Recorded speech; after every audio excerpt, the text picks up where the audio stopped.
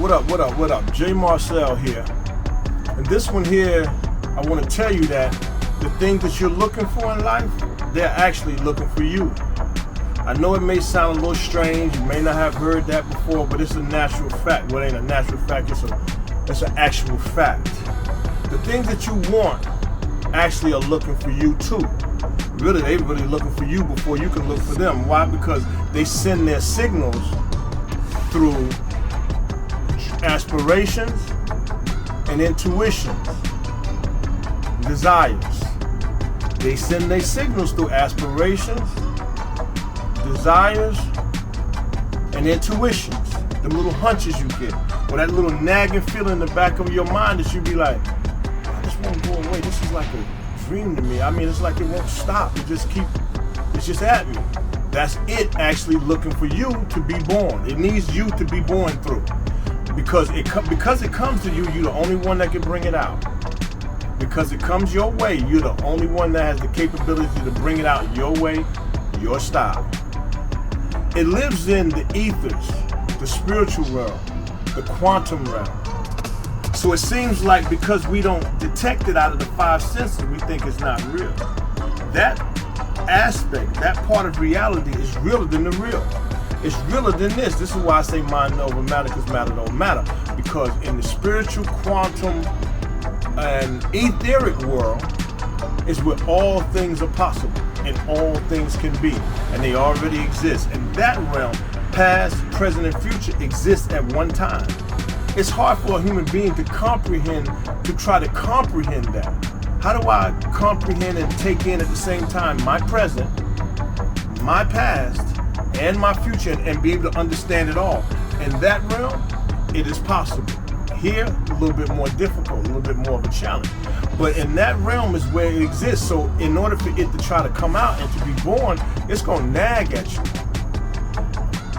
You know, what you see me doing now, what you see me putting out this content like this has been nagging at me for years. I just been kind of pushing it to the side, like, nah, I ain't ready. I ain't qualified. I don't have the credentials. Nobody really gonna listen to that. Nobody gonna believe you. Nobody gonna understand you. I was talking myself out of it, and you gotta watch that. You will talk yourself to abort your dreams or to abort these desires. That's how you abort it, by talking yourself out of it. No, it's not possible. No, I can't do this. No, I can't see how it can be. And if you don't tell other people, they really look at you like you're crazy.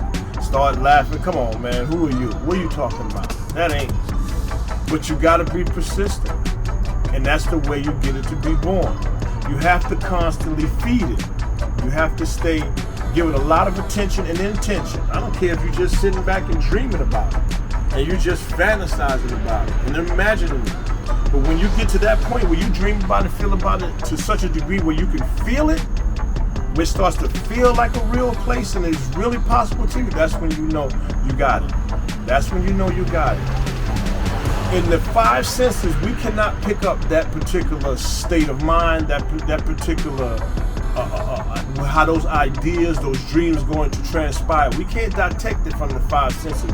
But from an inner core of you, a mental part of you in your mind, like I said, intuition, desires, nagging at you, that's where it have its existence at, and that's where you pick it up at. And you got to keep pushing for it. Now I'm gonna tell you something. It ain't easy. I ain't gonna tell you can do it easy. It's gonna come overnight. It ain't gonna come overnight. But the bottom line and root to it, you still got to push for it. It's just that most of us have the conflict of the here and now, what you're experiencing in the now, and trying to make what's in the spiritual realm think about it enough where it can become real to you. And we all get away with it with certain things. We all got certain things. People dream about houses and cars and relationships and, you know what I mean, being stars. We all do it. We all can make it possible. But I just want you to know, and all people to know, that anything is possible to anybody at any given time, especially if it's actually nagging at you. If it's actually nagging at you and it won't let you go, you keep like, man, what is this? That's how you know it's real. But you can't let yourself talk yourself out of it. It ain't, like I said, it ain't easy. Now, when you actually try to dream this, when you actually trying to bring it about, if you can get into the feel of it, if you can try to smell it, if you can kind of taste it, touch it, if you can use those senses to feel, smell, taste, touch what's not yet possible, what's not yet here, you really got it. Then that's when you know you mastering something. That's why I say, man, it's mind over matter, because matter really don't matter. If your mind is actually on something strong enough, how you think all things that came to be came to be? There was once a dream or an imagination in somebody's mind. Everything you see in existence was once a thought, a dream in somebody's mind, an idea or something like that. That's why we know all things are possible here. So if there's something that you want to be, you need to have, you want to experience, you want to, I will vouch for it. I'm 55 now. I've been doing this right here, studying this and trying to understand this perspective on life for a long time. And I will vouch for this. Many things have crossed my path that some was just a small idea, some was a little bit more persistent. And at some point, some way, somehow, through a series of events and circumstances, the next thing you know, it befalls you. But what happened is, it comes in so slick, and it comes in so smooth and so quiet and so natural to the rhythm of your life, you can't even tell, and you forget that you did it. Most of the time, we forget that we did it. And like I said, if it come in rocky, it's gonna fool you. If it's come in with some stagnation, if it come in like it's taking something from you, hurting you, or something like that, or you taking a loss, it really gonna just boy, it'll fool you and make you think it's non-existent. But that's just a part of the scenario and situations that need to go through to make it come about. Because when you look at it at the end, you'll look back. If you actually study how it came about and look at the beginning and process the middle and all the way till it transpired, if you actually studied and look at it, you'll be like, man, the way it went was the way it was supposed to be. I couldn't have put it together better myself.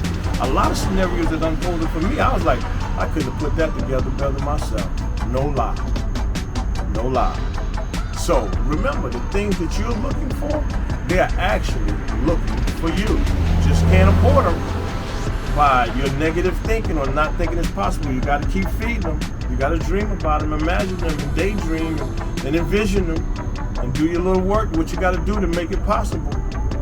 So, once again, remember, anything and everything that you could, would, should, and want to be is possible. In that realm, past, present, and future all exist simultaneously. In the spiritual, etheric world, past, present, and future exist simultaneously. Hard for us to comprehend from this human standpoint. I get it. You're so busy targeting what you're doing in the right now that you don't know that the past is still in the now. The future is in the now, but not from this realm, not from this level. It ain't. But you go there, you get in your mind, any and all things can and should be and always will be. That is a scientific fact. So, I just want to let you know that no matter what you think, dream about, and feel about, and think it's impossible, as long as you keep it there and give yourself the rule, the limitations and restrictions, it's going to be there. If you rob yourself of it, then you rob yourself of it. But if not, it's there, and it's looking for you. That's why it keeps nagging at you.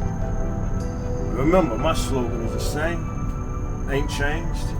Mind over matter, because matter don't matter.